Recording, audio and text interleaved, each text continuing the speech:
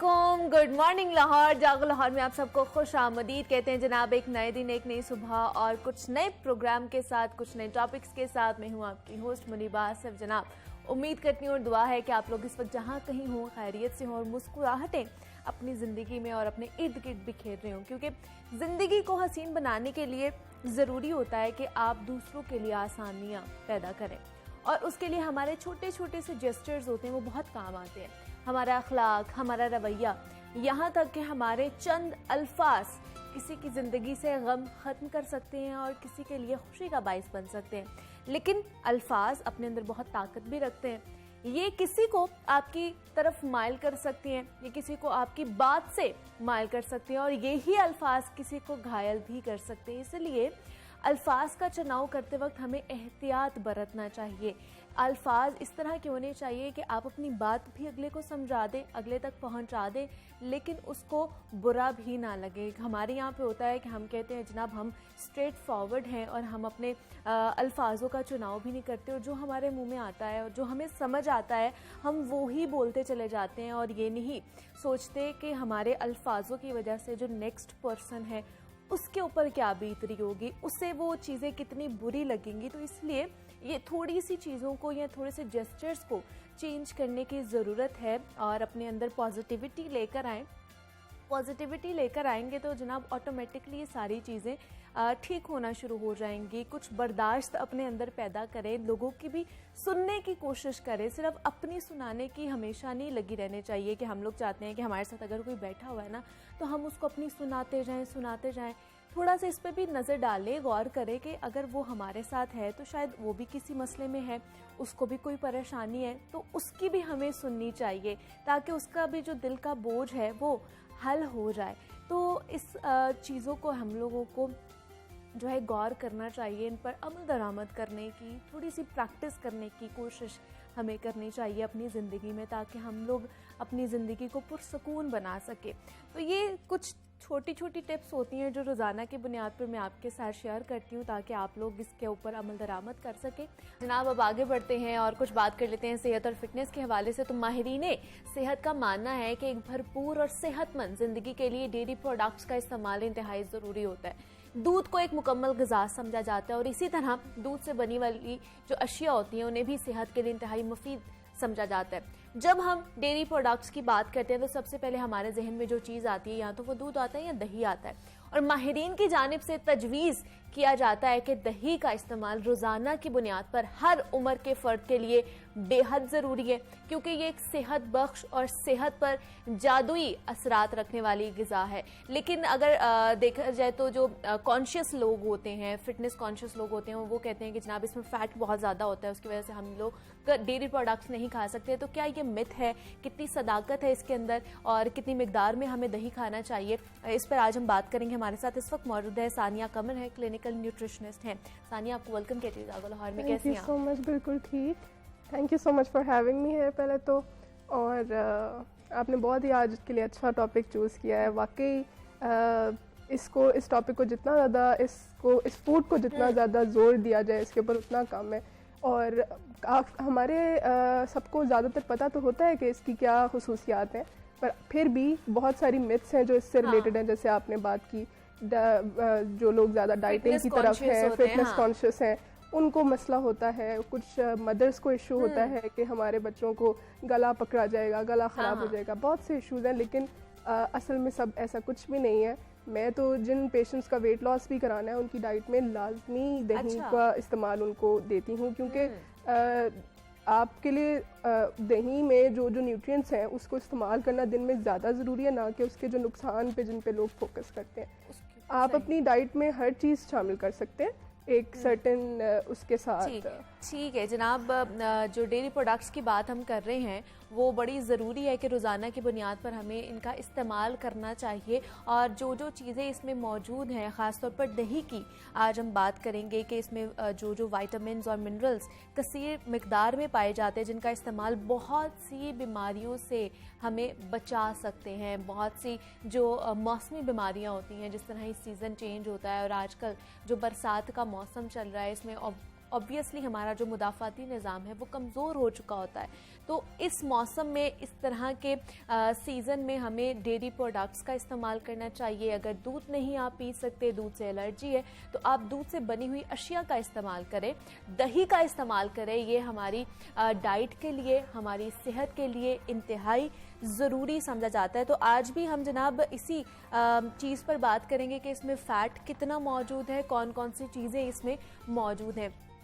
तो मुझे सानिया बताइए कि इसमें क्या क्या खसूसियात मौजूद हैं और कब कितनी मिकदार में इसको हमें खाना चाहिए।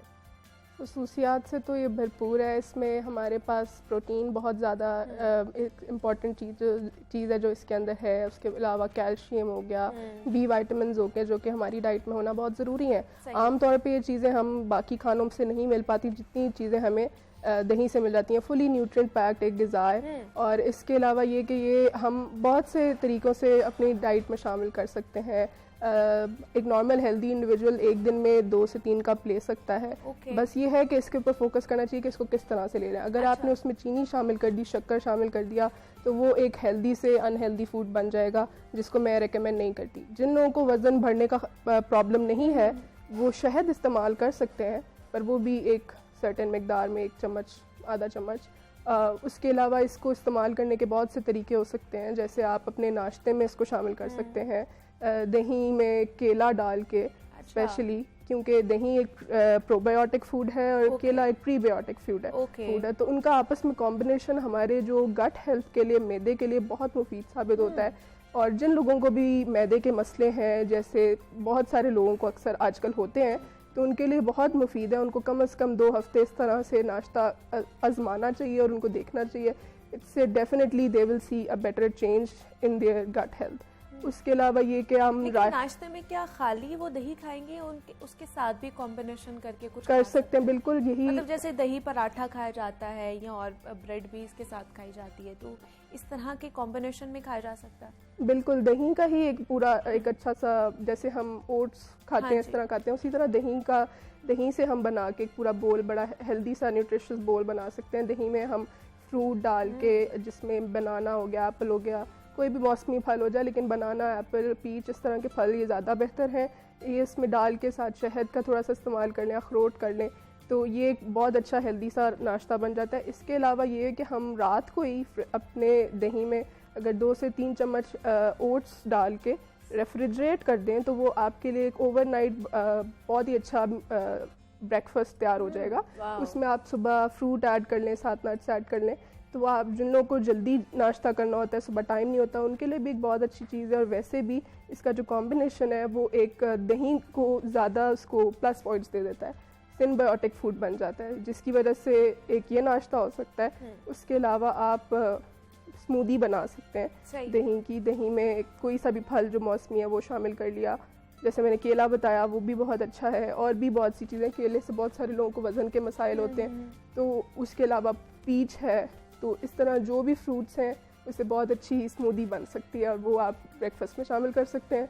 उसके अलावा रायता जो हम लोग खाते ही हैं हमारे खानों के साथ, उसको मज़ीद बेहतर बनाने का भी तरीका मौजूद है। अच्छा, हम उसमें इसी तरह जो मैंने बताया उसका कॉम्बिनेशन अच्छा बना सकते हैं। उसमें थोड़ा सा लहसुन, प्याज, जो उसके अलावा खीरा है, ये शामिल करके उसका कॉम्बिनेशन बहुत हेल्दी बन जाता है। भी तो डालते हैं, पुदीने वाला भी बिल्कुल, होता है, जीरे वाला भी पुदीने के अलावा ये सारी चीज़ें भी मिल जाएं तो वो एक बहुत ही हेल्दी हमारा सिम्बायोटिक कॉम्बिनेशन बन जाएगा, जो कि मैदे के लिए बहुत मुफीद है।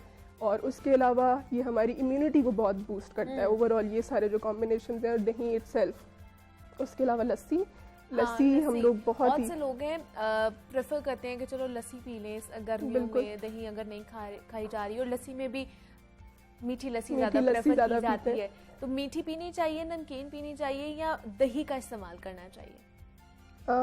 दही तो सेल्फ मैंने आपको बताया, वो तो है ही अच्छा, पर लस्सी भी बुरी चीज़ नहीं है। उसको बुरा बना दिया जाता है उसमें मक्खन डाल के, उसमें क्रीम डाल के, उसमें चीनी डाल के। तो जिनको मीठी लस्सी पीने का शौक़ है वो और डाइट कॉन्शियस भी हैं, वो स्टीविया यूज़ कर लें। तो वो मीठी भी पी सकते हैं, वरना नमकीन लस्सी की भी कोई मतलब अक्सर लोगों को पसंद होती है। नमकीन लस्सी बुरी नहीं है, बस जिन लोगों को हाइपरटेंशन यानी ब्लड प्रेशर का प्रॉब्लम है वो थोड़ा कम नमक रखें, लेकिन लस्सी का इस्तेमाल बेहतरीन है। दिन में किसी टाइम भी कर सकते हैं, वैसे दिन में कोशिश करें 2 कप दही का इस्तेमाल हो टोटल, चाहे वो आपकी लस्सी के फॉर्म में है, चाहे वो आपके नाश्ते में है, इस तरह भी। तो 2 कप आपने एटलीस्ट करने हैं। और बच्चों के हवाले से हमें बताइए सानिया कि बच्चे डेयरी प्रोडक्ट से ख़ास तौर पर जैसे ग्रोइंग एज में आते हैं तो वो दूर भागना शुरू कर देते हैं, तो कहीं ना कहीं चले दूध तो पी लेते हैं लेकिन दही की तरफ नहीं जाते हैं, तो उनको फिर किस तरह की रेसिपीज़ हमें बना कर देनी चाहिए?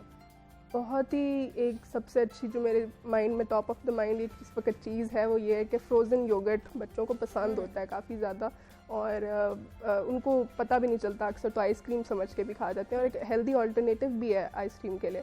अगर आप बाहर से लें तो उसमें थोड़ा एडेड शुगर ज़्यादा होगी, वो भी सही है बच्चों के लिए तो, लेकिन अगर आप घर में बनाएं तो वो ज़्यादा बेहतर है। घर में बने दही से और घर में मौजूद फल से उसको ब्लेंडर में आप बना के फ्रीज़ कर लें ओवरनाइट, और वो बड़ी अच्छा एक आपके बच्चों के लिए भी, और बच्चे शेक शौक से पीते हैं, उसकी जगह दूध की जगह स्मूदी बना सकते हैं, उनको दे सकते हैं। तो इस तरह उनको दही की इंटेक भी मिल जाएगी और उनको आहिस्ता आहिस्ता उसका टेस्ट की भी आदत हो जाएगी। लेकिन जो स्मूदी बनाते हैं उसके अंदर हम एक्स्ट्रा शुगर भी ऐड ऑन करते हैं, तो जब हम लोग वो कर रहे होते हैं तो उसके जो बेनिफिट्स हैं वो फिर हमें नहीं मिलते। बिल्कुल नहीं, उस तरह से मिल नहीं पाते, तो उससे बेहतर है आप शहद का इस्तेमाल कर लें। अगर बच्चों के लिए कर रहे हैं तो आप शहद का इस्तेमाल कर लें, मिठास उसको उसी तरह मिल जाएगी। बाकी अगर उसमें फ्रूट ऐड हो रहा है तो वैसे भी मीठा हो जाएगा। बच्चों को शुरू से ये जो आदत है मीठे की वो हम ही डालते हैं, अगर उनको शुरू से ही हम कंट्रोल में रखें तो उनका वैसे ही टेस्ट डेवलप होगा। तो बाकी बहुत से तरीके इसी तरह हैं आप जिस तरह उनको दे सकते हैं। लेकिन हम देखते हैं कि पैक जो दही मिलता है वो भी बहुत से लोग शौकीन होते हैं उस चीज़ के खाने के, तो उसको खाना चाहिए जो यहाँ पर जो खुला दही मिलता है वो ज़्यादा प्रेफर करना चाहिए, या दोनों ठीक है अपनी जगह? दोनों अपनी जगह ठीक है, लेकिन सबसे बेहतरीन ऑप्शन तो ये है कि आप घर में दही बनाएं। जो खालिस दही घर में आप बना रहे हैं, एक तो वो खट्टा भी नहीं होगा। बाज़ार का दही अक्सर खट्टा होता है और उसमें उससे गला अक्सर लोग शिकायत करते हैं पकड़ा गया, या जो भी उसमें मीठा डालने की ज़रूरत पड़ती है। अगर आप घर में बनाते हैं तो उसको आपको मीठा ऐड नहीं करना पड़ेगा। वो ऑलरेडी थोड़ा स्वीट होगा और ज़्यादा हेल्दी ऑप्शन होगा। उसके अलावा अगर आप बाहर से ले रहे हैं तो पैक दही नुकसानदेह नहीं है अगर उसमें चीनी ऐड ना हुई हो। जैसे नेस्ले का योगर्ट है, ठीक है उसका इस्तेमाल। लेकिन हम लोग घर पे भी तो यूज़ कर रहे होते हैं ना, बहुत से लोग चीनी ऐड ऑन करके खाते हैं, शक्कर भी खाते हैं, बहुत से लोग यहाँ पर गुड़ के साथ भी खा रहे होते हैं।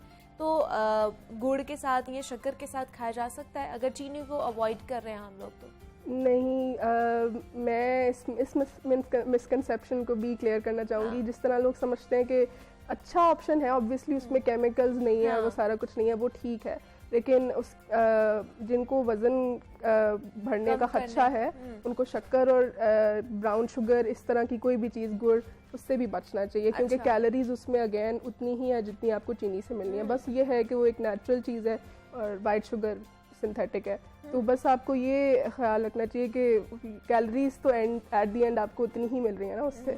तो उससे बेहतर है आप अगर आप लेना चाह रहे हैं मीठा तो उसमें या आप स्टीविया ऐड कर लें, या जिनको वज़न बढ़ने का खदशा नहीं है वो शहद इस्तेमाल कर लें। पर गुड़ और शक्कर इतना सही नहीं है, क्योंकि शहद में और भी फ़वाइद हैं जो आपको साथ मिलेंगे, और दही के साथ मिलके उसका एक कॉम्बिनेशन जो है वो ज़्यादा बेहतर बन जाता है। तो सानिया, कहा जाता है कि आप दही खाएं या फिर फेस पैक उसका मुंह पे बना के लगाएं तो बड़ा आपकी स्किन भी ग्लोइंग हो जाती है, लेकिन अगर आप खाएंगे तो ज़्यादा अच्छा होगा, आपकी स्टमक और गट हेल्थ भी अच्छी रहेगी। तो इसमें मज़ीद कौन कौन से विटामिन्स या इस तरह की चीज़ें मौजूद होती हैं जो हमारी स्किन के लिए बड़ी अच्छी हैं? इसमें हमारी स्किन को बहुत ज़रूरी जो चीज़ें चाहिए उनमें बी विटामिन्स हम लोग अक्सर अलग से ले रहे होते हैं।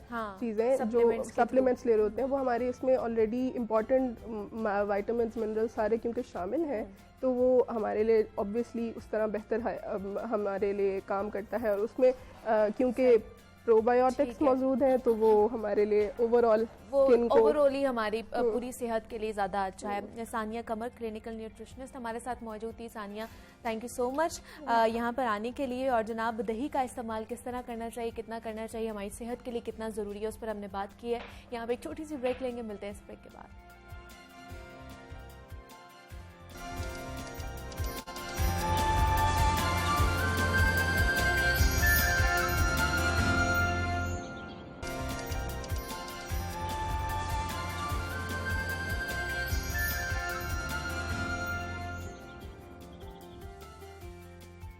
मोहब्बत मुझे उन जवानों से है, सितारों पे जो डालते हैं कमर। नाज़रीन, ये उम्मीदें वाबस्ता थी डॉक्टर अल्लामा मोहम्मद इकबाल को अपनी कौम के नौजवानों से, और पाकिस्तानी सरजमीन टैलेंट से मालामाल है। पाकिस्तानी नौजवान दुनिया की किसी भी कौम से किसी भी तरह पीछे नहीं रहे, लेकिन अगर पीछे हैं तो वसाइल के हवाले से। पाकिस्तानी नौजवानों ने 12 मरतबा ये साबित किया है कि अगर उन्हें रिसोर्सेज फराहम किए जाएं तो वो मुल्क और कौम का नाम पूरी दुनिया में रोशन करने की सलाहियत अपने अंदर रखते हैं। पाकिस्तान की मारूफ यूनिवर्सिटीज़ में से एक National University of Sciences and Technology NUST की फार्मूला स्टूडेंट्स टीम ने फार्मूला रेस कार तैयार की है, और ये पाकिस्तान की पहली टीम है जिन्होंने F1 फार्मूला रेस कार का स्टूडेंट वर्जन तैयार किया, और उसके साथ साथ दुनिया के मारूफ मुकाबले इंजीनियरिंग डिज़ाइन कंपटीशन में भी शिरकत की है, और दुनिया के मारूफ और तारीखी कार रेसिंग ट्रैक पर अपनी तख्लीक करदा कार का अमली मुजाहिरा भी किया है। तो पाकिस्तानी नौजवानों का ये प्रोजेक्ट कितना कामयाब रहा है और इसमें मजीद क्या डेवलपमेंट की जाएगी, इस पर आज हम बात करेंगे। हमें इस वक्त स्काइप पे ज्वाइन किया है सैयद शुजात अली हैं, जो इस फार्मूला स्टूडेंट टीम का हिस्सा हैं। शुजात, आपको वेलकम कहती हूँ जागो लाहौर में। कैसे हैं आप? जी थैंक यू सो मच। जी अल्हम्दुलिल्लाह। शुजात, सबसे पहले तो हमें बताइए ये फार्मूला कार है क्या? ये वो वाली तो नहीं है जिसके बारे में कुछ अर्सा पहले बहुत ज़्यादा मीम्स चल रही थी? जी बिल्कुल आप कह सकते हैं।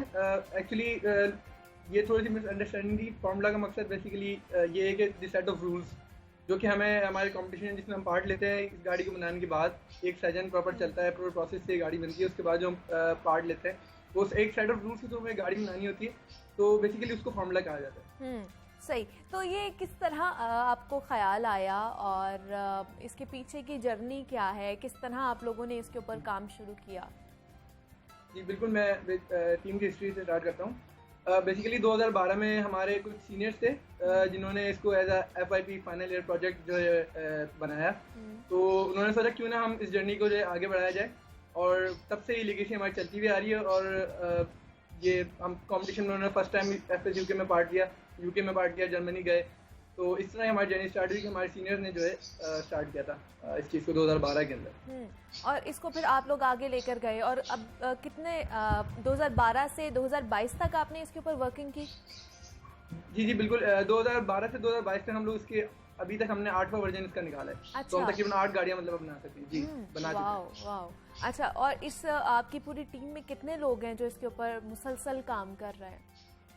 जी अराउंड 32 to 35 के अराउंड जो इसके अंदर लोग होते हैं, जो कि डिफरेंट डिपार्टमेंट्स के अंदर डिफरेंट अपनी डोमेन्स में काम कर रहे होते हैं। जी ठीक लाइक है। Technical and non technical wise. तो मुझे बताइए कि ये क्या पाकिस्तान की पहली फार्मूला कार है जो आप लोगों ने तैयार की है?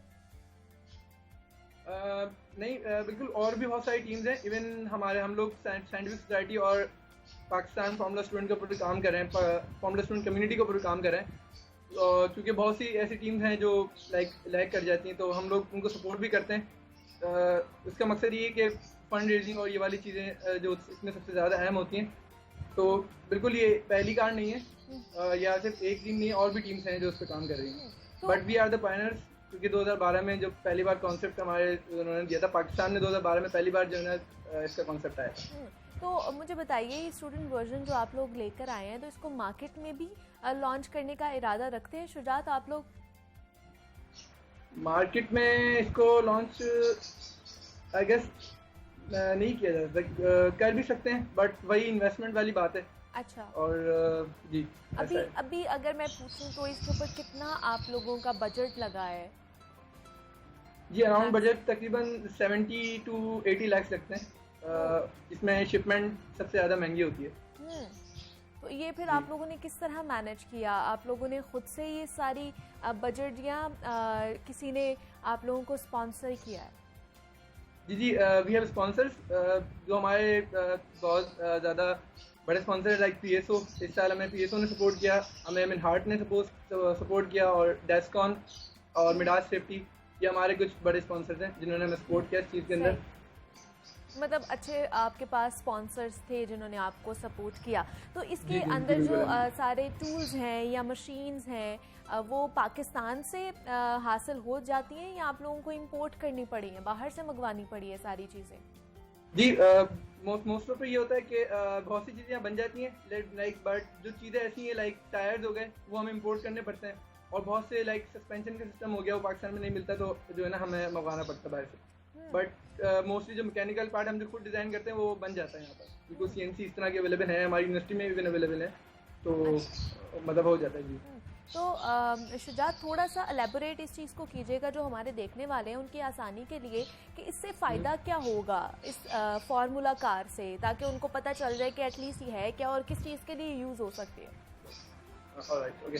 तो बेसिकली आप क्या कर रहे हैं, आप अपनी अंडरग्रेड लेवल पे आप अपनी जो चीज़ आप पढ़ाई कर रहे हैं उसको एक्सपीरियंस कर रहे हैं, लाइक आपने पहले पढ़ाई की, और मोस्टली यूनिवर्सिटीज में होता है कि स्टूडेंट सिर्फ जस्ट पढ़ रहे हैं, सही है, तो इससे फ़ायदा ये है कि आप टेक्निकली अपनी जो चीज़ आप पढ़ रहे हैं, फील्ड आप पढ़ रहे हैं, उसको एक्सपीरियंस भी कर रहे हैं अपनी यूनिवर्सिटी की, वो भी अंडरग्रेड लेवल के ऊपर, तो ये बहुत अच्छी अपॉर्चुनिटी है। और सेकंड थिंग ये कि आप एक इंटरनेशनल प्लेटफॉर्म पे जाके पाकिस्तान को रिप्रेजेंट कर रहे हैं, तो ये आपकी एक ग्रूमिंग का भी बहुत अच्छा जो है ना बात बनता है, और एक बहुत अच्छा एक्सपीरियंस, और दूसरी बात ये आ गई कि पाकिस्तान का रिप्रेजेंट कर रहे हैं, सबसे अच्छी चीज़ जो है, और जो है इसमें ये है। तो शुजात, आप लोग अभी कंपटीशन में हिस्सा लेकर भी आए हैं, वहाँ पे किस तरह का आपका एक्सपीरियंस रहा, कौन सी पोजीशन आप लोगों ने ली वहाँ पर? जी, अनफॉर्चुनेटली हम लोग कंपटीशन में नहीं जा सके, उसकी वजह ये थी हमारे वीज़ा जो है वो डिले हो गए थे, और हम लोगों ने बेसिकली जो पोजीशन वाला है वो एक इवेंट होती है लैब टाइम सिमुलेशन, जो कि हम लोग यहाँ से सबमिट करते हैं, उसके अंदर हमारी ओवरऑल एशियन के अंदर फर्स्ट पोजीशन आई है, और 8 जो है ओवरऑल जो टीम्स हैं वर्ल्ड वाइज उसमें हमारी पोजीशन आई है बेसिकली। और उसकी वजह ये थी कि वीज़ा इवन हम लोगों ने 6 वीक्स पहले अप्लाई किए थे, फिर भी वो जो है ना हमें टाइम पे नहीं मिल सके, इवन फ्लाइट वाले दिन भी जो है ना हमें वीज़ा नहीं मिला। मतलब आप लोगों की पूरी तैयारी थी जाने की कंपटीशन में बीट करने की, लेकिन वो अनफॉर्चुनेटली वीज़ा की वजह से डिले हो गया।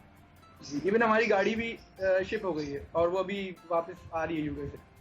अच्छा, शिप हो गई थी, बल्कि वहाँ यूके में खड़ी थी गाड़ी हमारी। अच्छा, और आप लोग नहीं जा सके? जी, बस अनफॉर्चुनेटली ये बस वीज़ा की वजह से जो है हम लोग नहीं जा सके। तो शुजात, मज़ीद इसमें कोई डेवलपमेंट आगे आने वाले दिनों में की जाएगी इस फार्मूला कार में?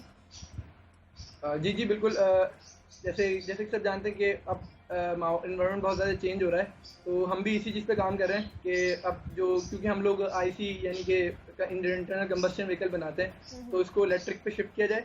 अच्छा। और फर्दर मोर हमारे फ्यूचर प्लान यही है कि हम पहले एक इलेक्ट्रिक गाड़ी बनाएंगे, इसको यानी कि इलेक्ट्रिक में कन्वर्ट करेंगे, देन उसको ड्राइवरलेस यानी कि ऑटोनमस व्हीकल्स के अंदर कन्वर्ट करने के हमारे फ्यूचर गोल्स हैं। ठीक है, Shujaat, thank you so much for your time. Syed Shujaat Ali हमारे साथ मौजूद थे, जो इस फार्मूला स्टूडेंट टीम का हिस्सा थे, और पूरी उन्होंने अपनी जर्नी के हवाले से बताया और फार्मूला कार के हवाले से बताया कि ये होती क्या है, किस तरह काम करती है। और ये प्रोजेक्ट था स्टूडेंट का, यूनिवर्सिटी के स्टूडेंट्स का, बाहर उन्हें नॉमिनेट किया गया था कंपटीशन के लिए, कुछ वजूहात की बिना पर वो लोग नहीं जा सके, लेकिन बड़ी अच्छी ये एक इजाद है जो हमारे नौजवान नस्ल इस चीज़ में इन्वॉल्व हो रहे हैं। मेरे ख्याल से ये अच्छी चीज़ है, और इस तरह के इक़दामात यूनिवर्सिटीज़ की तरफ से, या तालीमी इदारों की तरफ से उठाने चाहिए। अब आगे बढ़ते हैं जनाब, कुछ बात कर लेते हैं शोबिज़ न्यूज़ के हवाले से। तो रवा बरस फरवरी में रिलीज़ किए गए पाकिस्तानी गाने पसूड़ी का म्यूज़िक लेबल कोक स्टूडियो की जानिब से जारी किया गया, जिसका अफ्रीकी वर्जन भी मकबूल हो चुका है, और शायकीन पसूड़ी रीमेक्स के सहर में डूब चुके हैं। और अफ्रीकी पसूड़ी में मिस्री गुलकार अरबी, जबकि नाइजीरियन गुलकार को हमने देखा कि मकामी ज़बान में गुलकारी करते हुए दिखाया गया है। और पसूड़ी रीमिक्स को 3 मुख्तलिफ ज़बानों में पेश किया गया है, जबकि गाने के वीडियो के दौरान हमने देखा कि पसूड़ी थीम पर डांसर बनीत कौर जलवे बिखेरती हुई भी हमें दिखाई दी हैं। तो जनाब, कुछ रोज़ पहले ही इसे यूट्यूब पर जारी किया गया था, और जो देखते ही देखते मकबूल हो गया। तो मुझे यहाँ पे एक छोटी सी ब्रेक लेनी है, आपने कहीं नहीं जाना।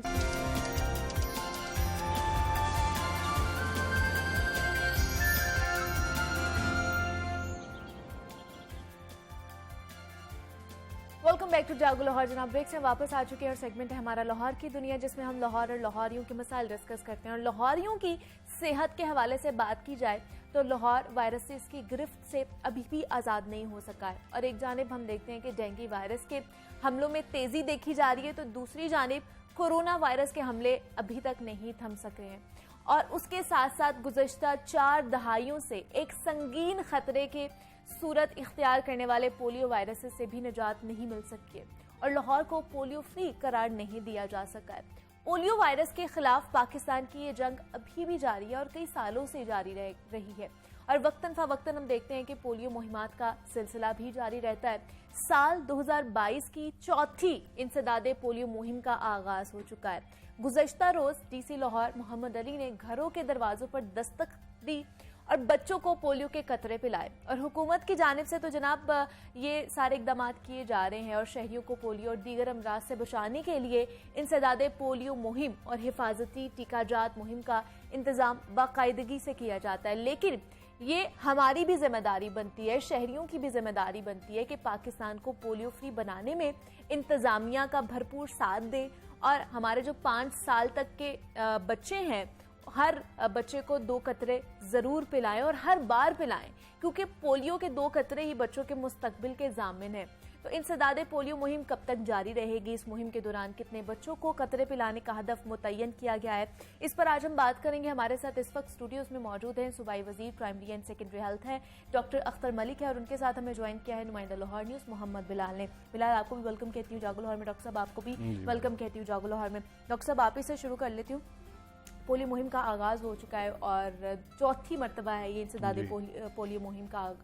मुझे बताइएगा कैसी चल रही है, कितना हदफ मुतय्यन किया गया था और कितने बच्चों को अभी तक पिला दिए गए हैं कतरे? देखें, ये जो पोलियो का इशू है ये अब इंटरनेशनल दोबारा बन चुका है। आपको पता होगा कि न्यूयॉर्क में, इवन यूके में ये एनवायरमेंटल सैंपल वहाँ पर भी पॉजिटिव आ गए हैं और पिछले 1 साल से यहाँ पे कोई केस रिपोर्ट नहीं हुआ था पाकिस्तान में।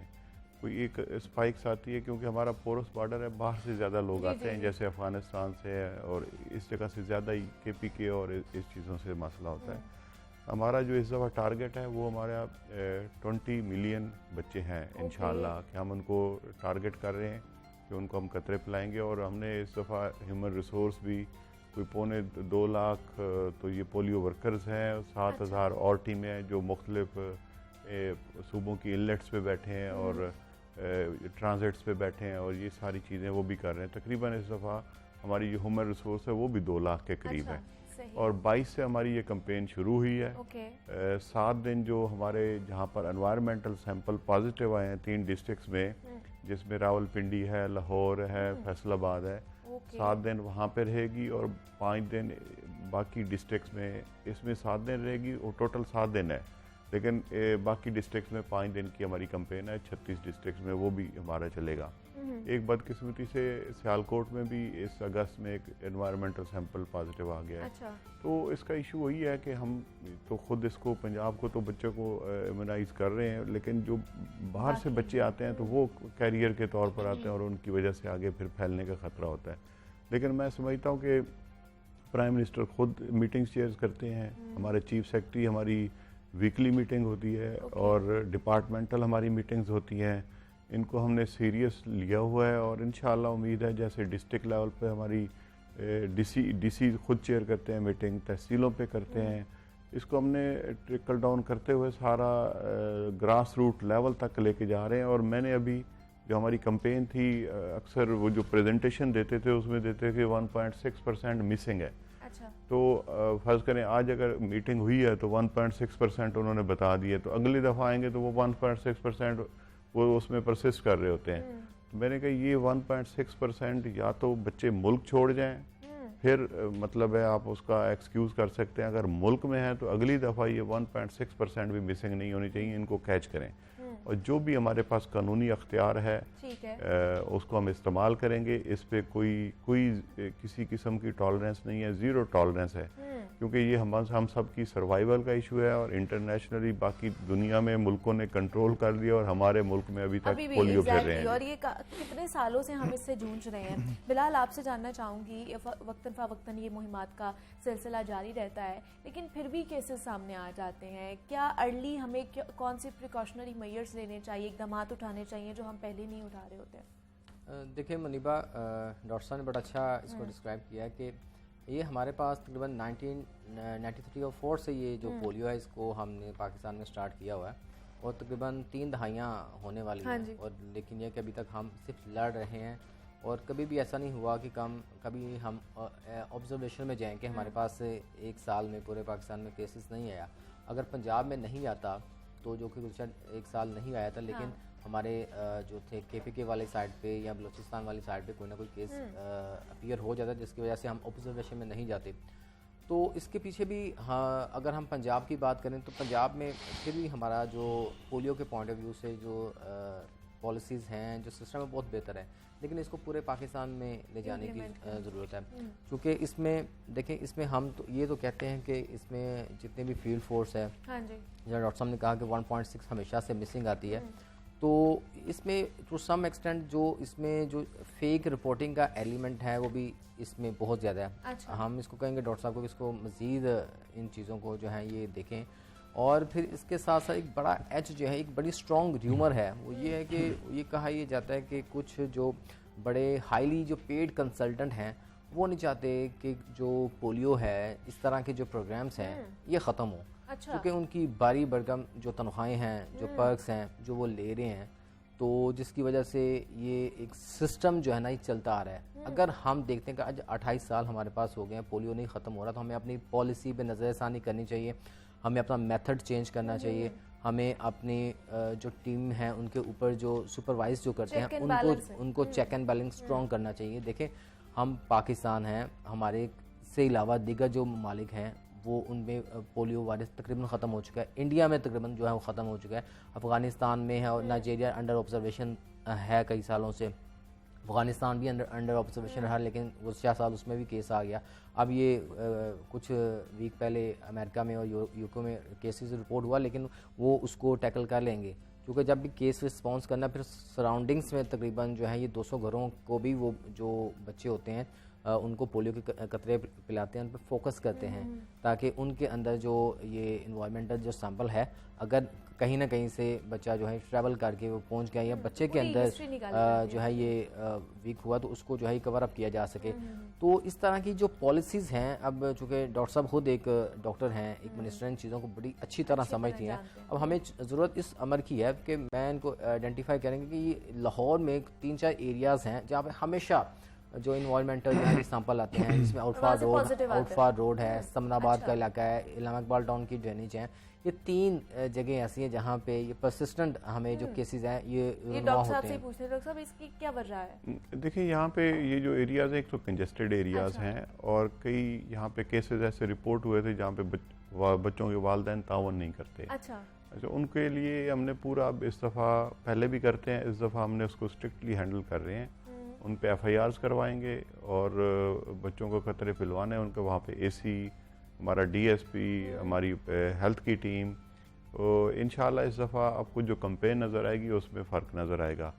मेन जो इशू है कि वालिदैन अगर ज़िम्मेदारी महसूस करें कि उनके बच्चों का मुस्तकबिल है, पाकिस्तान का मुस्तकबिल है, और इंटरनेशनल आपकी क्रेडिबिलिटी का इशू आता है, अगर ये ज़िम्मेदारी महसूस करें, तो ये कोई ऐसा नॉन अचीवेबल कोई ऐसा वो नहीं है डेस्टिनेशन कि आप इस पे ना पहुंच सकें। थोड़े से तावन की ज़रूरत है, और जो हमारे पोरस बॉर्डर है हम उसको इंशाल्लाह इस दफ़ा पूरी तरह, जो जहाँ से भी इनलेट है पंजाब में लोग आते हैं, अभी जो पिछले साल 14 केसेस इस साल रिपोर्ट है वो KPK से ही हुए हैं। अच्छा। पाकिस्तान पंजाब में कोई केस पॉजिटिव नहीं आया, एनवायरमेंटल सैंपल पॉजिटिव। वो ज़ाहिर है उसकी वजह वही है कि इनकी रिश्तेदारी हैं, ट्रैवलिंग होती है वहाँ से, और यहाँ से उधर जाते हैं, वो इधर आते हैं, तो उनको बॉर्डर्स को हम इंशाल्लाह इस दफ़ा इंश्योर करेंगे कि कोई बच्चा बगैर पोलियो कतरे के पंजाब एंटर ना हो सके, और इसको पूरा स्ट्रिक्टली मॉनिटर कर रहे हैं। और दूसरी, जिस यूनियन काउंसिल में जैसे समनाबाद और बाकी एरियाज़ हैं, तो उनको हम प्रायर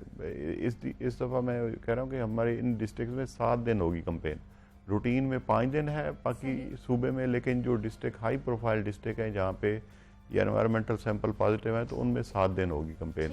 तो इन एरियाज़ को इंशाल्लाह इस दफ़ा बेहतर तरीके से फोकस करेंगे। और एक बात जो मैं पहले कर चुका हूँ कि मिसिंग चिल्ड्रन कोई नहीं होगा, या तो कोई मुल्क छोड़ जाए वो मिसिंग हो सकता है, पाकिस्तान में होगा तो वो उनको ट्रेस करेंगे, और जो अब इसको हम एवेल्युएट करने के लिए एक थर्ड पार्टी हमारी एवेल्यूशन होती है। अच्छा। एक निशान लगाते हैं उस पर, तो वो पहले कोई स्याही का भी इशू था, मिट जाती थी, अब वो अनमिट स्याही है।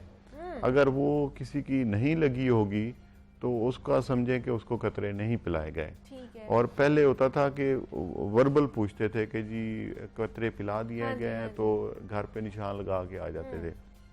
अब जिस बच्चे के निशान होगा तो इट मीन्स कि उसने कतरे पिए, अगर नहीं होगा तो समझे नहीं पिए, चाहे वो कहे भी सही कि पिलाए हैं तो नहीं पिए जब तक इसका निशान नहीं मतलब होगा। इन चीजों की वजह से भी फेक जो अपडेट या पहले फेक पहले न्यूज़ भी आ फेक जाती फेक अपडेट्स आती थी, लेकिन उसको हमने बेहतर कर दिया है ठीक कि है। निशान लगा होगा तो समझे कतरे। अब लेबर रूम्स में जो बच्चे पैदा होते हैं हम उनको भी इंशाल्लाह वहीं पे शुरू करवा रहे हैं, ओके। तमाम हॉस्पिटल्स में होंगे। तो एक कंपेन चली हुई है और इंशाल्लाह दुआ करें कि अल्लाह करे इस मूजी बीमारी से पाकिस्तान की और ख़ास तौर पे पंजाब की जान छूटे। इंशाल्लाह हम भी यही उम्मीद करते हैं। लेकिन सर मैं इन्वायरमेंटल सैंपल्स के बारे में पूछना चाहूँगी, कितने अरसे बाद आप लोग ये सैंपल्स इकट्ठे करते हैं? ये रूटीन में होते रहते हैं। अच्छा। हमारे पंजाब में कोई 20 सीवरेज साइट्स हैं, तो पिछले महीने 3 साइट्स पे पॉजिटिव आया। मैंने ओके। बताया लाहौर, रावलपिंडी और फैसलाबाद, जी। तीनों डेंसली पॉपुलेटेड एरियाज हैं और वहाँ पे तकरीबन 4.4 मिलियन बच्चे हैं इन तीनों अजला में, और 20% जो कंपेन है हमारी इन 3 अजला में पूरी होती है। तो इसलिए हमने इनको तीनों को पहले फोकस किया। अब एक सैंपल दोबारा हमने अगस्त में लिए, तो जुलाई इसमें सियालकोट में और रावलपिंडी में फिर पॉजिटिव आए। ये हर महीने होता है, ये रूटीन चेकअप होता है, सर्वेलेंस ओके। होती है बाकायदा। और इसके बाकायदा जैसे होती है ना कि हमारी डिस्ट्रिक्ट की मीटिंग हर मंथ होती है, ये नहीं होती जैसे कंपेन होती है वैसे तो उन दिनों में सारे एक्टिव होते हैं, लेकिन रूटीन में हमारी मीटिंग्स होती हैं और जो हमारी पोलियो वर्कर टीम्स हैं वो घर घर जा रही हैं और उनको हमने अब स्ट्रेंथ भी बढ़ा दी है। तो अब कोई एक्सक्यूज़ नहीं है कि कोई बच्चा पोलियो के कतरे ना पी सके, और इस तरह के रिज़ल्ट्स हम दोबारा देखेंगे। मैंने अपनी ख़ुद 2-3 मीटिंग्स की हैं, चीफ सेक्रेटरी ने मीटिंग की है, ठीक हमारे है। सीएम साहब बहुत इस पे फोकस हैं, परवेज़ इलाही साहब, हमारे प्राइम मिनिस्टर इसको खुद चेयर करते हैं, हमारी प्रोविंशियल टास्क फोर्स है वो इसको पूरा देखते हैं। अब मल्टीपल चैनल्स हैं जहाँ से ये क्रॉस चेक भी हो रहा है और इस पर इम्प्लीमेंट भी कर रहे हैं। इंशाल्लाह उम्मीद हमें भी यही है सर कि इसके ऊपर जल्द से जल्द काबू पाया जा सके। लेकिन आपसे मैं बिलाल जानना चाहूँगी, आप फील्ड में मौजूद होते हैं, इसको रिपोर्ट भी करते हैं, लोगों का रवैया किस तरह का? अभी भी वो चेंज नहीं हुआ, अभी भी वो पुरानी सोच रखते हैं कि शायद इसकी वजह से ये कोई साजिश है और इसकी वजह से हमारे जो बच्चे हैं वो उनको कुछ हो जाएगा?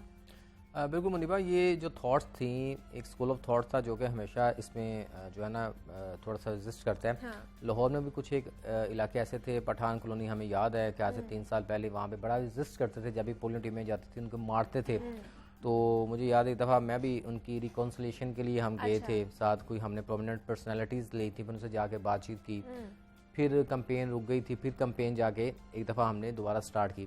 लेकिन ग्रेजुअली अब हमने ये देखा है कि गुज़श्ता 2 से 3 साल से इस तरह के ख़ासकर पंजाब के अंदर जो वाक़यात है जिसमें लड़ाई झगड़ों के जो वाक़यात है ये कम होना शुरू हो चुके हैं। लोगों को अब ख़ुद भी अवेयरनेस आना शुरू हो चुकी है। आपको पता है कि पिछले साल लाहौर में भी एक केस रिपोर्ट हुआ जो कि 14 साल की लड़की थी और जिसकी पोलियो की वजह से डेथ भी हो गई थी। हाँ। फिर वो थोड़ा सा कॉम्प्लिकेट था कि आया 14 इयर्स की जो बच्ची है इसको पोलियो हो सकता है नहीं हो सकता, वो डिफरेंट डिबेट थी। तो इस तरह के जो इश्यूज़ होते हैं या जो कोई केसेस सामने आता है तो फिर लोग उसको देख के सबक सीखते हैं। तो लोगों को इन चीज़ों से सबक सीखना चाहिए। मैं ऑनेस्टली आपको ये बताऊं कि ये पाकिस्तान ही है जहाँ पे जो हफाजती टीका जाता है ये घरों में जाके लगाते हैं, वरना exactly, हाँ। एडवांस कंट्रीज में ऐसा नहीं होता। हाँ। पोलियो के अपने कतरे पिलाना है तो आप आपको जाना पड़ेगा वहाँ पे सेंटर, जाके अपनी हॉस्पिटल। डिस्पेंसरी में या जो भी वहाँ पे कोई आउटलेट्स हैं वहाँ पे जाके आप अपने कतरे पिलाएं। तो ये इनको समझना चाहिए कि हम एक जो है ये जिस तरह की भी गरीब कंट्री है लेकिन हम सारी फैसिलिटीज़ दे रहे हैं। हेल्थ दुनिया में महंगी तरीन एक जो है ये सब्जेक्ट है जो कि हमारे यहाँ पे फ्री है। तो ये फ्री के कतरे लोगों को चाहिए कि अपने बच्चों को पिलाएं ताकि उनकी इम्यूनिटी बेहतर हो। ठीक है, खुदा न खास्ता अगर कोई एक बच्चा भी अपाहिज हो जाता है या उसका इम्यून सिस्टम जो वीक रह जाता है तो वो 5 इयर्स तक तो होते हैं, तो समटाइम ये 6-7 इयर्स में भी इसके इफेक्ट होते हैं। ये जो आना चाइल्ड शुरू हो स्पेशलिस्ट जाते है ये कहते हैं कि आते हैं ये।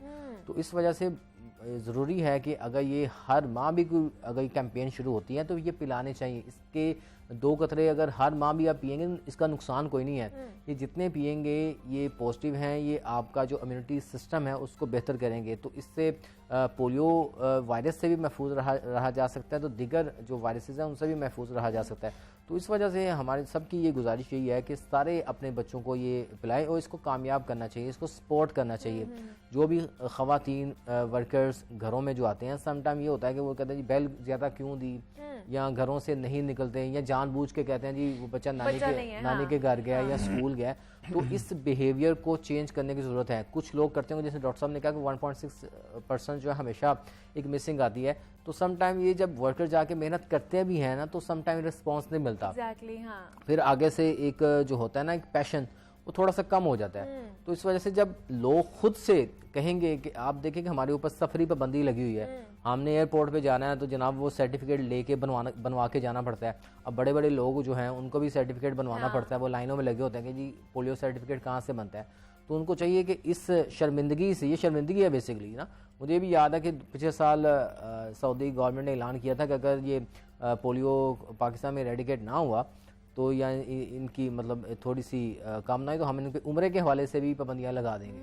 ठीक है, तो अभी अल्हम्दुलिल्लाह वो नहीं लगी। तो हमें ये चाहिए कि इन चीज़ों से सीखें और अपना सिस्टम को इतना बेहतर करें एज आ जो है वो एक सिटीजन नेशन एक जो है अपना बन अपनी के जो जाएं। ड्यूटी है उसे सर अंजाम देने की कोशिश करें और हुकूमत का साथ दें जितना हो सकता है। डॉक्टर साहब, आप ये सेंट्रल पंजाब की तो हमने बात की किस तरह उसको केटर किया जा रहा है, लेकिन साउथ पंजाब की जिस तरह वहाँ की सिचुएशन है, सैलाब है वहाँ पर, और वहाँ पर किस तरह केटर किया जाएगा देखिए इन वहाँ चीज़ों पे को? इस दफ़ा पोलियो जो कैंपेन है हमारी इफ़ेक्ट होगी, नो डाउट, क्योंकि काफ़ी सारे लोग डिस्प्लेस्ड हैं, अपनी हाँ जगहों जी। पे नहीं है। जो कैंप्स हैं उनमें तो इंशाल्लाह हम कतरे पिला देंगे। अच्छा, लेकिन इसके बाद जब ये फ्लड वाला सीज़न सेटल होता है और अल्लाह करे बारिशें मज़ीद ना हो, वहाँ पे लोगों की बड़ी बुरी हालत है, तो जब ये सेटल होती हैं चीज़ें तो इंशाल्लाह वहाँ पे एक दोबारा हम कैंपेन लॉन्च करेंगे उन डिस्ट्रिक्ट्स में जो फ्लड इफेक्टेड हैं। अच्छा। और इस दफ़ा बारिशों की वजह से हमारा पंजाब में डेंगू का भी प्रेवलेंस ज़्यादा हुई है। तो आज की फिगर के मुताबिक कुछ 669 केसेस हैं, जिसमें ज़्यादा जो है ये आपका लाहौर और रावलपिंडी इफेक्टेड है, बाकी अजला में थोड़े हैं। तो हम उसको भी साथ पैरेलल वो भी चला रहे हैं, वो उसकी सर्वेलेंस भी हो रही है। मैंने खुद अभी पिछले दिनों विज़िट किया था ये वापडा टाउन, तो वहाँ पे कुछ लोग कोऑपरेट नहीं करते, बल्कि हमारा डीसी साहब भी साथ है, हमारी पूरी टीम थी, हेल्थ की टीम थी। तो मैंने उनको कहा कि कोऑपरेटिव सोसाइटीज़ हैं, उनकी जो मैनेजमेंट है उनको एंगेज करें, क्योंकि एक घर की वजह से आपके जो साथ वाले घर हैं, 200 घर हैं, वो इफ़ेक्ट होंगे। तो इस पे तो हर बंदे को खुद जिम्मेदारी का एहसास करना चाहिए, चाहे वो पोलियो हो चाहे डेंगू हो। और डेंगू आपके चलो मौका मिल गया तो मैं लाहौर के लोगों को कहूँगा कि जो हमारे SOPs हैं उस पर आप मेहरबानी करें, कहीं पानी खड़ा ना हो टायरों में। मैंने जाके देखें कि वो लार्वा पॉजिटिव आए हुए हैं। अब जब वो निकलेगा तो ज़ाहिर है किसी ना किसी को इफेक्ट करेगा, फिर आगे मल्टीप्लाई होता है केस, एक से फिर आगे बढ़ते जाते हैं। तो इस पे भी मैं आप तमाम शहरियों से रिक्वेस्ट करूँगा कि पूरा केयरफुल होकर ये जो बाजू वाले कपड़े हैं और घर पे जो पानी वाला सिस्टम है, कहीं पे ये गमलों में पानी खड़ा होता है या बारिशों की वजह से छतों पे पानी खड़ा है, टायरों में पड़ा है, तो इस पे ज़रा आप फोकस करें। और एक चीज़ और कि अगर कोई नेग्लिजेंस होगी, जैसे भट्ठों पे है, वर्कशॉप में है, तो उनके ख़िलाफ़ कानूनी कार्रवाई हो रही है और काफ़ी सारे केसेस भी उनके ख़िलाफ़ रजिस्टर हो रहे हैं, क्योंकि उनकी लापरवाही से बाकी लोगों इफ़ेक्ट होते हैं, तो वो उसमें क्रिमिनल नेग्लिजेंस है, तो वो भी कर रहे हैं। तो मैं समझता हूँ कि ये दोनों कैंपेन्स हमारी पैरेलल चल रही हैं, और इम्यूनाइजेशन कैंपेन हमारी वैसे रूटीन में चलती रहती है। कोरोना की कैंपेन भी साथ साथ चल रही है। कोविड ज़ाहिर है, कोविड की ज़ाहिर है उसकी भी चल रही है। डेंगू स्प्रे हो रहे हैं हर जगह पे, जहाँ पे लार्वा मिलते हैं तो फिर उनको जो SOPs हैं उनके मुताबिक एनसर्कल करते हैं। वो जहाँ पे लार्वा मिलता है वहाँ पे फ़ौरन पहुँच जाते हैं। ये हमारी रूटीन में सर्वेज होते हैं, रूटीन में होते हैं, सर्वेलेंस रूटीन में होती है। और जहाँ पे कहीं कोई इशू आता है, कोई रिपोर्ट करता है या फ़ोन करता है, तो मेरी टीमें 24 आवर अवेलेबल हैं। पहले तो हम देखते थे ना अमूमन गलियों में आके, घरों के अंदर आके स्प्रेज किए जाते थे, फॉगिंग की जाती थी। अब उस तरह का सिलसिला, टीमें अंदर तक, घरों तक अंदर चेकिंग करने आती थी, अब उस तरह का सिलसिला नहीं देखने में आया। हमारे दोबारा लगे हुए हैं, पूरे लाहौर में लगे हुए हैं। अगर कोई एरिया मिस हो गया है तो इनकी साथ साथ यूनियन काउंसलें करते हैं ना जी, साथ इस दफ़ा कर ली, साथ अगली दफ़ा कर ली, इस तरह रूटीन में चलते हैं। तो अगर कहीं पे कोई कंप्लेंट है, नहीं आ सके कोई, तो वो हमारा 1034 एक फ़ोन कॉल पे आप फ़ोन करें, आपके फ़ौरन उस वक्त टीमें पहुंचेंगी। नहीं पहुंचती तो मैं अपना नंबर शेयर कर दूंगा, मेरा PSO का है, तो मेरे नंबर पे करें, तो we are 24 hour available for this safety of the people. और इसमें कोई कंप्रोमाइज इससे नहीं पहले होगा। सर ने थोड़ी सी स्ट्रेटजी इस तरह चेंज की थी कि फॉगिंग जो थी ना, हाँ जी। हम पहले देखते थे कि हर घर में जाके या हर गली में जाके बाजार में जाके करते थे, लेकिन अब इन्होंने थोड़ी सी पॉलिसी इस वजह से चेंज की है कि कुछ इसके साइड इफेक्ट्स भी हैं। तो अब जिस जगह से सिर्फ लार्वा मिलेगा सिर्फ वहीं पे फॉगिंग स्प्रे करेंगे, और अदर अब घरों में ज़रूरत है कि आप सिर्फ सफाई और सुथराई का इंतजाम जो है ये सही। बेहतर करें, और फॉगिंग की जो है वो इतनी की ज़रूरत नहीं है, चूँकि इससे हेल्थ हैजर्ड जो है ये ज़्यादा अपीयर हुई थी जो स्टडीज़ है इसके मुताबिक। तो इस वजह से अब फॉगिंग का उस तरह जो एलिमेंट है जो हम देखते थे कि फॉगिंग आती है, फॉगिंग स्प्रे कर के चले गए, वो मच्छर मरते नहीं थे, सिर्फ जो है मदहोश होते थे। तो वो इस वजह से ये जो ना ये जो हेल्थ एक्सपर्ट हैं इसके जो डेंगू के, उनकी जानिब से ये फैसला किया गया था कि हम इसको कम से कम बिला वजह जो है वो नहीं ये किया नहीं किया जाएगा। लेकिन सिर्फ यही है कि मतलब आप सिर्फ घरों पे छतों पे जाएं, अपनी सफाई सुथराई का ख्याल रखें। टायर एक बड़ी अहम चीज़ है, उनको देखें, क्योंकि हम आप देखें इस वक्त जो मानसून की बारिशें हो चुकी हैं और कई ऐसे इलाके हैं कोऑपरेटिव सोसाइटीज़ के बहुत ज़्यादा ऐसे पॉइंट्स हैं, लोगों ने अंडरग्राउंड वाटर टैंक बनाए हैं, तो वहाँ भी फिर वो चेक नहीं करती, लार्वा के एक दिन के अंदर लार्वा की अफजाइश हो जाती है। और फिर आपको पता है कि इस मच्छर का एक ट्रैवल भी है, ये 200 मीटर तक ये ट्रैवल भी कर सकता है। तो ये एक इलाके से जो है दूसरे घरों से अगर दूसरे इलाके में भी जा सकता है। इस वजह से डेंगू आपने भी देखा कि पिछले साल 18 अफराद सिर्फ लाहौर में जाँ बक हुए थे डेंगू की वजह से। और मुतद्दिद लोग जो थे मुख्तलिफ इसकी कॉम्प्लिकेशन बड़ी स्ट्रॉन्ग किस्म की आई थी, पेट में पानी पड़ जाना, लंग्स का इशू हो जाना। तो इस वजह से हमें ये खुद से चाहिए कि अपने आप को भी बचाएं, अपने प्यारों को भी बचाएं और अस्पतालों को भरने से बचाएं। मुझे याद है कि पिछले साल अस्पतालों के अंदर डेंगू के वार्ड में बेड्स नहीं थे, इतनी ज़्यादा, और प्लेटलेट्स का भी रुझान चूँकि अब थोड़ा सा वो ये कम हो गया, बहुत ही जो कुछ सीवियर हो तो उसको जाके ये जो है ये प्लेटलेट्स लगते हैं।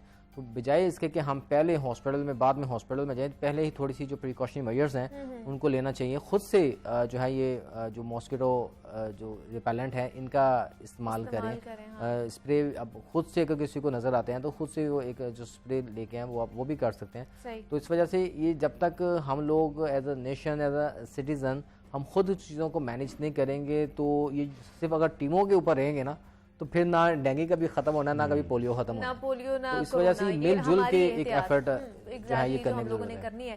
सर लास्ट पे क्या पैगाम देना चाहेंगे देखने वालों को? देखें जी, अभी दो चीज़ें चल रही हैं मेन। हमारी एक डेंगू की कैंपेन चल रही है, और क्योंकि मानसून का मौसम है और पानी अक्सर घरों में खड़ा रहता है, थोड़ी सी लापरवाही से आपके प्यारे इफेक्ट हो सकते हैं, आप इस पर खुद केयरफुल हो करें। दूसरी जो हमारी मेन है वो बच्चों को पोलियो के कतरे ज़रूर पिलाएं, और पोलियो के कतरे पिलाने से ना सिर्फ अपने आप को महफूज रखेंगे बल्कि आप बाकी सोसाइटी पर भी एहसान करेंगे। तो बाकी लोगों का भी ख्याल करते हुए पोलियो के कतरे पिलाएं। और कोविड के जो इश्यूज़ हैं वो भी कुछ केसेस काफ़ी सारे रिपोर्ट हो रहे हैं, तो कोविड के भी जो प्रिकॉशनरी मेजर्स हैं तो वो भी उस पर भी आप ज़िम्मेदार शहरी होने का सबूत दें। गवर्नमेंट आपको सपोर्ट कर सकती है, काम आप लोगों ने खुद करना है। सपोर्ट गवर्नमेंट करेगी, जो मामलात होंगे वो हम हल करेंगे, फैसिलिटीज़ देंगे, लेकिन जिम्मेदारी का मुजाहरा आपकी है, एहतियात आप लोगों ने करनी है, हम लोगों ने करनी है। हमारे साथ सूबाई वज़ीर primary and secondary health doctor Akhtar Malik मौजूद थे। डॉक्टर साहब बहुत शुक्रिया आपके वक्त का कि आप यहाँ पर आए। नुमाइंदा लाहौर न्यूज़ मोहम्मद बिलाल ने भी हमें ज्वाइन किया था। बिलाल, आपका भी बेहद शुक्रिया। पोलियो के हवाले से और डेंगू के हवाले से जनाब हम ये बात की कि वायरसेस किस तरह काम करते हैं और इस पर बात की है। यहाँ पे एक छोटी सी ब्रेक लेंगे, मिलते हैं इस ब्रेक के बाद।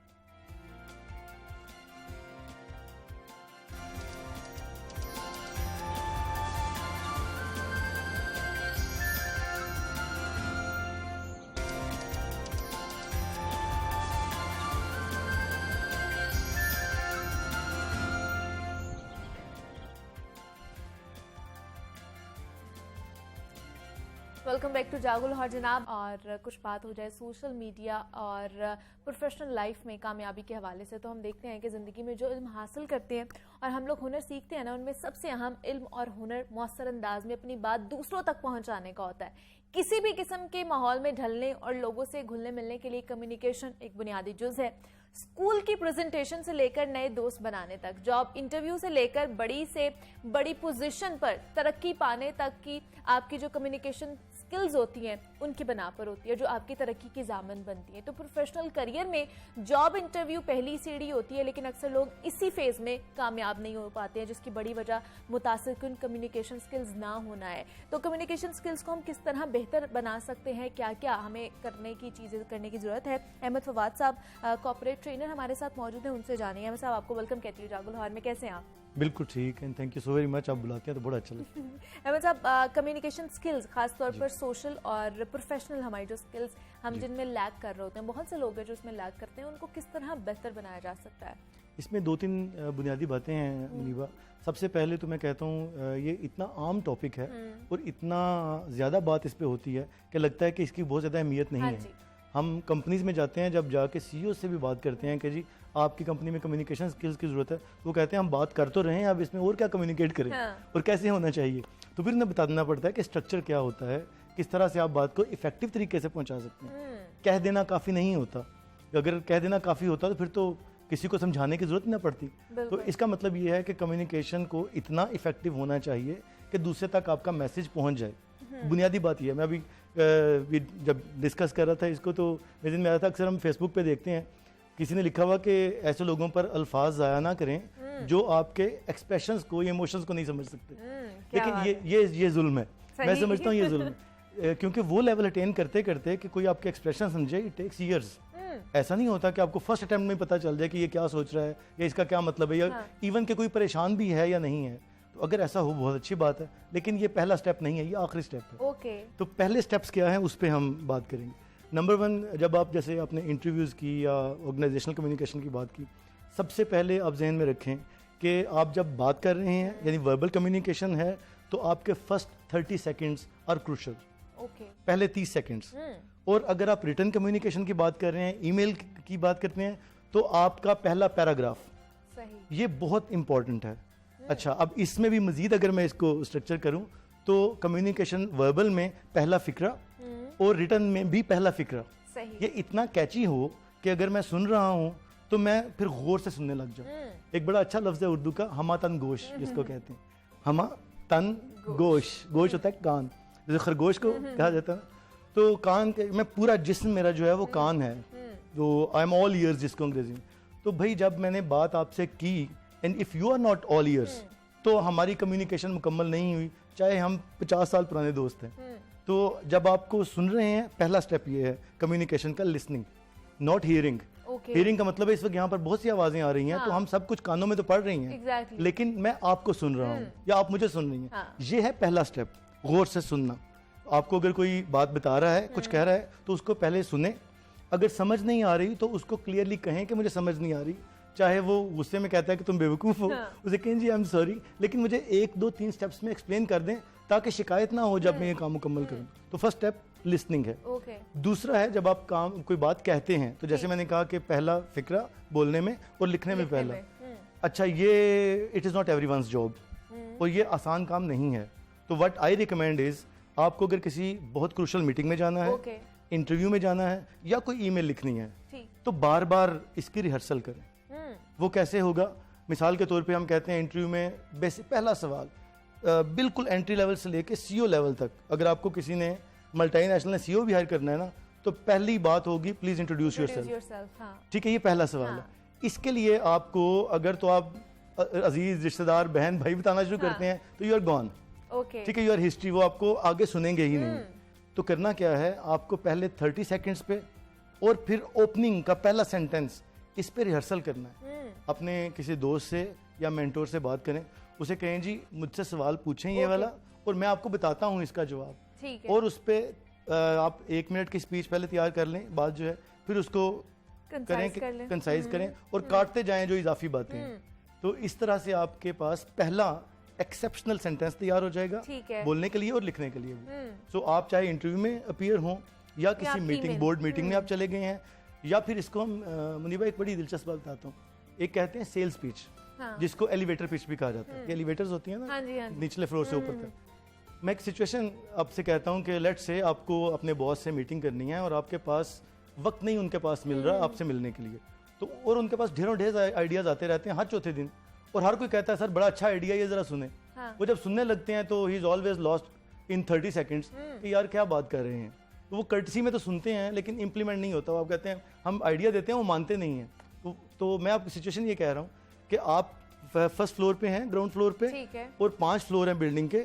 इत्तेफाक ऐसा हुआ कि जिस सीईओ से आपने मिलना था वो 1 महीने से ट्राई कर रहे थे, वो भी उधर ही खड़े हैं जहाँ पे आप पहुंच गए। ठीक। So you have pushed the button, right. अब आप अंदर एंटर हुए हैं और 5 फ्लोर तक का टाइम है आपके पास। ठीक है। तो 2 आइडियाज हो सकते हैं। एक तो ये है कि आपके सर मैं कोशिश कर रहा था आपसे मिलने के लिए, सर टाइम नहीं मिला आपसे, सर थोड़ा सा टाइम दे। पूरी एक तमहीद बांधो। पूरी तमहीद बांधे और वो खुली एलिवेटर और हाँ, वो वो अपने चले ऑफिस में गए। आप अंदर। हाँ। दूसरा है कि आपको अब ये मौका है जो शायद अगले 2 महीने ना मिले, तो फिर आप उनको बताएं आइडिया का क्रक्स। ओके। सर मेरे पास एक आइडिया है जिससे हमारी कंपनी को इतने $1 मिलियन का फायदा होगा।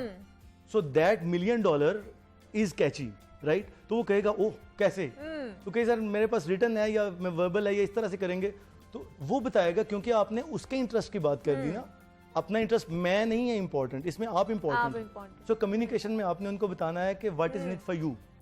तो वो एलिवेटर पिच जो है उसको रिहर्स करें, बार बार तैयार करें कि आपको 3 मिनट या 3 घंटे नहीं चाहिए सीईओ के साथ या सीएम के साथ। उनके पास 30 सेकेंड्स हैं और उसमें भी पहला सेंटेंस है जिसपे आपको फोकस करना है ज्यादा, अगली कहानी बाद और में। इसी में तो लोग मार खा जाते हैं इसी में ही मार खाते हैं। पहले असल में होता क्या है, हम पहले जो 30 सेकंड्स है ना वो अपने इंट्रोडक्शन में ज़ाया करते हैं। ये होना चाहिए लेकिन बाद में, वो बाद में पूछना चाहिए यार आप कौन है, किस डिपार्टमेंट से, आप कैसे बात कर रहे हैं, आपकी लाइन कौन सी है, वगैरह वगैरह। लेकिन जब उनको आपका ये आइडिया क्लिक करेगा कि इस चीज़ से ये फ़ायदा होगा। लेकिन आप भी ऑर्गेनाइजेशन में काम करते हैं, यहाँ पे 2 चीज़ें इंपॉर्टेंट है, एक है रेवेन्यू, एक है कॉस्ट सेविंग। इन दोनों से मुतालिक जो आइडिया होगा ना वो उनको क्लिक करेगा। इसके अलावा आप बातें करेंगे तो वो अमूमन हवाई बातें समझी जाती हैं। सो टू कम्युनिकेट हिम वेल, आप जहन में रखें कि उनको कौन सी बात पसंद है। तो ये वाली चीज़, उनका एरिया ऑफ इंटरेस्ट क्या है, उनका एरिया ऑफ इंटरेस्ट क्या है, उनको बेनिफिट किस चीज़ से होगा।